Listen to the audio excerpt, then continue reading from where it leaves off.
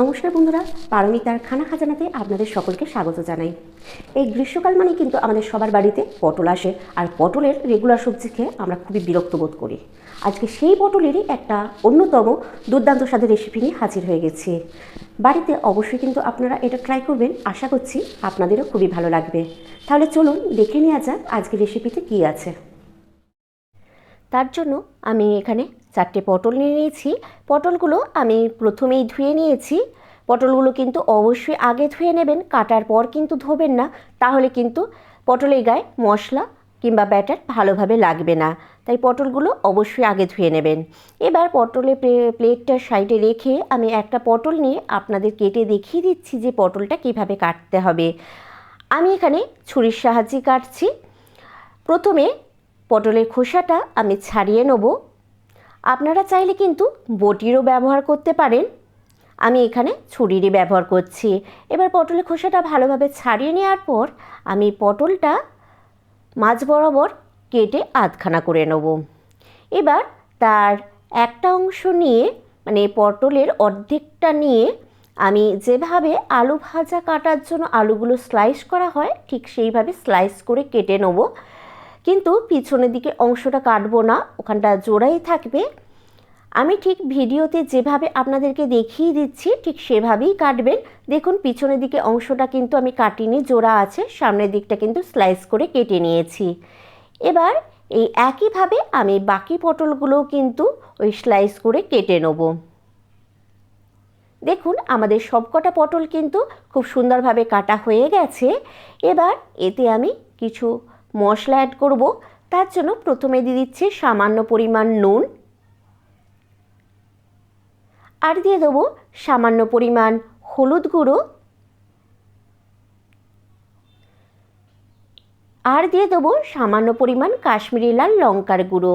এটা কিন্তু totally optional, আপনারা না চাইলে কিন্তু নাও দিতে পারেন। এবার এই নুন, হলুদ আর লঙ্কার গুঁড়োটা খুবই হালকা হাতে কিন্তু পটলের গায়ে মাখিয়ে নিতে হবে। খুব জোরে কিন্তু পটলের গায়ে মাখাবেন না, তাহলে কিন্তু পটলের যেই পিসগুলো রয়েছে ভেঙে যেতে পারে। তাই খুবই হালকা হাতে পটলের গায়ে মশলাগুলো মাখিয়ে নিতে হবে। এবার আমি প্লেটটা সাইডে রেখে একটা বোল নিয়ে নিচ্ছি, দিয়ে তার ওপর আমি নিয়ে নিচ্ছি একটা স্ট্রেনার। তাতে আমি নিয়ে নিচ্ছি হাফ কাপ বেসন, আর নিয়ে নেব 1 টেবিল স্পুন চালের গুঁড়ো। এই বেসন আর চালের গুঁড়োটা আমি এই চালনির সাহায্যে বা স্ট্রেনারের সাহায্যে ছেঁকে নেবো বা চেলে নেব, যাতে আমাদের একটা স্মুথ ব্যাটার তৈরি হয়ে যায়।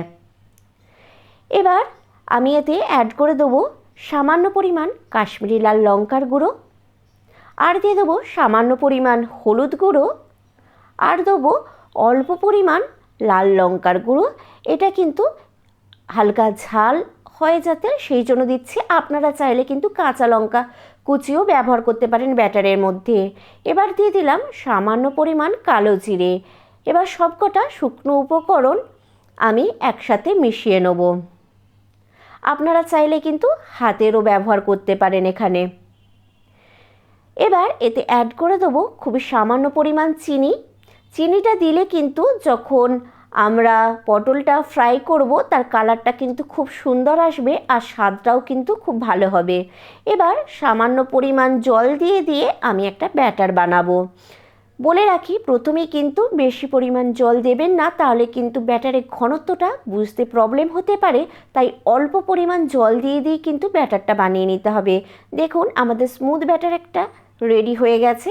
এটা আমি প্রায় 1-2 মিনিটের মতো একটু ফেটিয়ে নেব। এই সময় বলে রাখি ব্যাটারটা কিন্তু খুব একটা পাতলা কিংবা খুব একটা গাঢ়ও হবে না, যেরকম ভিডিওতে দেখতে পাচ্ছেন সেরকমই। এবার এতে আমি স্বাদ মতো নুন দিয়ে দিলাম। খেয়াল রাখতে হবে আমরা কিন্তু পটলেও নুন মাখিয়েছি, তো সেই হিসাবে স্বাদ অনুযায়ী কিন্তু নুনটা অ্যাড করতে হবে, আর অবশ্যই কিন্তু লাস্টে নুনটা অ্যাড করবেন। অন্যদিকে আমি রিফাইন্ড তেল গরম করতে বসিয়ে দিয়েছি।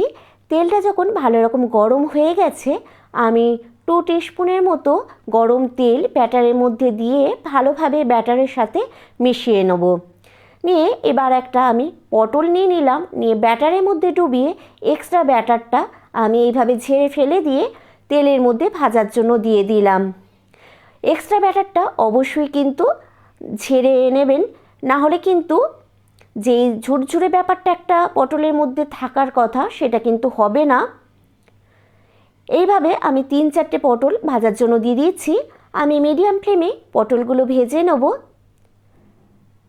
পটলগুলো কিন্তু কোনো সময় হাই ফ্লেমে ভাজবেন না, তাহলে পটলগুলো খুব তাড়াতাড়ি লাল হয়ে যাবে, কিন্তু পটলগুলো কাঁচা থেকে যাবে।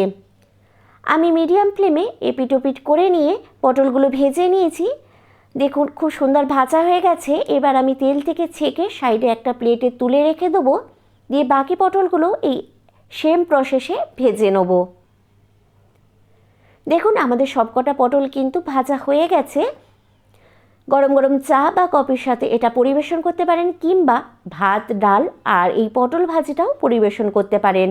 তো রেসিপিটা আপনাদের কেমন লাগলো অবশ্যই আমাকে কমেন্ট করে জানাবেন, আর বাড়িতে অবশ্যই এইভাবে একবার বানিয়ে দেখবেন, তারপর আমাকে জানাবেন আপনাদের কেমন লেগেছে। আর যদি রেসিপিটা ভালো লেগে থাকে তাহলে অবশ্যই একটা লাইক শেয়ার করে দেবেন।